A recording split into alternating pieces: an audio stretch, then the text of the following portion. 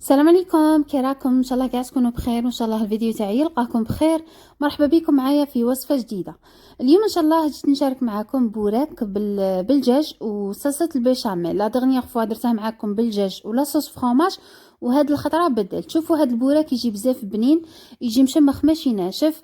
وصفه اقتصاديه وتقطع كميه مليحه. دونك تبعوا معايا طريقه التحضير، واذا عجبتكم لا فيديو ما تبخلوناش بجام. اذا نبداو في الوصفه على بركه الله. في ان كوكوت ولا في طاجين، كما انا درت لهنا غير في طاجين. درت له ملعقه تاع المارغرين وشويه تاع الزيت. شوفوا لهنا الكميه تاع الدجاج يعني على حساب افراد العائله تاعكم. انا بغيت ندير يعني كميه كبيره، درت الصدر كومبلي تاع الدجاج. نصف صدر تاني غادي يقطع لكم كميه ما شاء الله، يعني يدير لكم حتى 10 حبات ولا 12 حبه، يعني سا ديبون الحجم تاع الحبه اللي غادي ديروها. دونك لهنا درت لو بولي تاعي، خليته يتقلى في هذيك لا مارغرين. من بعد ضفت عليه نص حبه تاع بصل، قطعتها انا شرائح هكا عشوائيه كيما راكم تشوفوا. من بعد نجي نتبل. عندي ملعقه صغيره تاع الملح، شويه تاع الزنجبيل، نزيد له شويه تاع فلفل الكحل، كركم. ولا هنايا درت توم بودره، ما كانش متوفر تنجموا ديروا فص تاع توم. مرقت بالماء قيس ما غطيت الدجاج. النار تاعي ما خليتهاش قويه باش ما تنشفليش هذيك المرقه. دونك درتها على نار متوسطه، بلحت عليه وخليته يطيب على راحته. كيما نعرفوا يعني الدجاج ما يشدش بزاف في الطيب. بعد ما غادي يطيب لي نصفيه من هذيك المرقه، نخليه يبرد مليح وينشف. ابخي نروح نفتح. اذا لهنا بعد ما وجد لي الدجاج تاعي في كاسرونه، غادي نحضر لاصوص بيشاميل. في كاسرونه درت ملعقه كبيره تاع لا مارغرين، نزيد عليها ملعقه كبيره نتاع الفارينه، ونخليهم يتحمصوا مليح.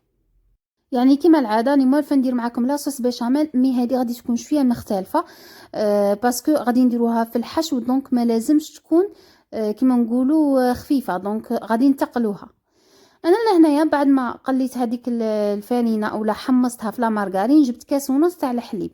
الحليب يكون بارد. لهنا ضفته تدريجيا كما شفتوا، وبقيت نخلط، ما ضفتهش على دفعه واحده.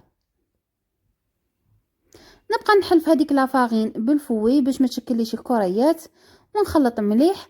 بعد ما نكمل الكميه تاع الحليب ونشوف لا بيشاميل تاعي بدات تثقل شويه، نضيف لها الملح وفلفل الكحل، نكمل نخلط. من بعد نضيف فخوماج بلون يعني جبن ابيض. شوفوا لهنا الفخوماج ديروا اللي كان عندكم، تبغوا فخوماج غابي، فخوماج بلون، ولا فخوماج اتارتيني. ليسونسيال يعني ديروا كميه مليحه تاع الفخوماج، باسكو غادي نديروا غير في لاصوص بيشاميل، ما غاديش نديروا داخل البوراك. اذا هاي لاصوص بيشاميل، شوفوا كيفاش تقالت. لا تيكستور تاعها لازم تكون كيما هكا، باسكو الا خففتوها غادي تغبنكم كي تجوا تشكلوا البوراك تاعكم. اذا لهنايا وليت الدجاج تاعي كيما قلت لكم، خليته برد بعد ما صفيته. من بعد فتته. لهنايا نضيف عليه المعدنوس، انا لهنا كان عندي كونجلي. زدت عليه لاصوص بيشاميل اللي كنت خدمتها. شوفوا لاصوص بيشاميل بقيت نضيف تدريجيا، يعني نخلط ونشوف. فينالمون هذه الكميه تاع الدجاج كانت دات لي كاع هذيك الكميه تاع لاصوص بيشاميل. يجي بزاف بنين هذا الخليط، يعني سورتو الا كان لا بيشاميل تاعكم كانت بنينه. اذا لهنا بعد ما غادي نخلط بيان سور ما غاديش نروح نعمر ديريكتومون، باسكو الخليط راه حامي هكا باش ما يسقطعليش الورق تاع الديول. غادي ندخلها في فريجيدير تبرد ومن بعد نولي. جبت البواطه تاعي تاع الديول. دوك نوريكم طريقه التشكيل تاعي تاع البوراك، سورتو يعني في رمضان.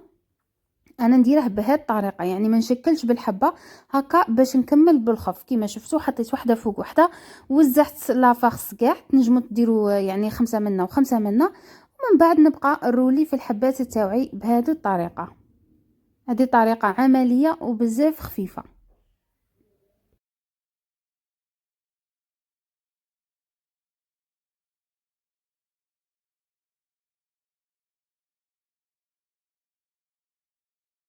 بعد ما شكلت كاع الحبات تاع البوراك غادي نجي نقليه. شوفوا باش البوراك تاعكم يعني ما يشربش بزاف الزيت، لازم ديروا كميه مليحه تاع الزيت في المقله، ما ديروش غير شويه. هذه اولا. ثانيا الزيت لازم يكون حامي مليح، يعني تحموه غايه. كي تجوا تحطوا البوراك نقصوا النار، يعني خلوه على نار متوسطه هكا تانيك باش ما ينحرقوكمش. وتقلوهم يعني عادي، كي تشوفوهم بداو يحماروا تبقوا تقلبوا فيهم على الجهه الاخرى. وكي تكونوا تقلوا فيه ماذا بيكم تحمروهم مليح، يعني ما تخلوهش صفر هكا باش يجيكم كروستيون من برا. اذا لهنا انا بعد ما غادي نقلع الحبات غادي نديرهم ديريكتومون فوق لو بابي ابسوربون هكا باش يشرب لي هذوك الزوائد تاع الزيت، ومن بعد نوريكم الشكل النهائي. البوراك تاعي لهنا راه واجد تحمر غايه، دا اون كولور بيان دوغي. الريحه تاعها راهي ما شاء الله. شوفوا يجي بزاف بنين، قلت لكم من برا يجي كروستيون ومن الداخل يجي طري بهذيك لا بيشاميل. وصفه سهله واقتصاديه غير بالدجاج وتقطع لكم كميه ما شاء الله. دونك ان شاء الله تجربوا الوصفه، وما تنساوش تخلوا لي الاراء تاعكم في لي كومونتير وبارطاجوها لنا مع احبابكم واصدقائكم باش تعم الفائده. وفي الاخير نقول لكم تهلاو في رواحكم، وإلى الملتقى في وصفة جديدة إن شاء الله. سلام.